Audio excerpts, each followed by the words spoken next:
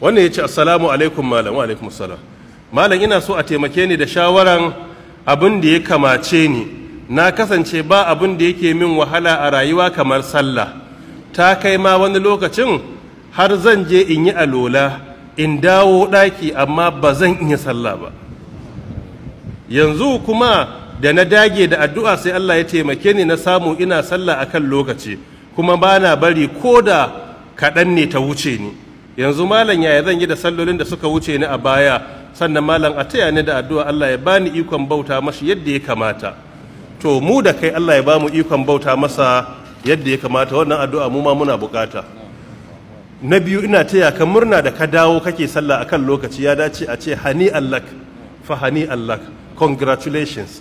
Ina taya ka murna, lalle ka samu babban rabo, saboda duk Qur'ani bayan imani babu abin da Allah yake siffata bayinsa na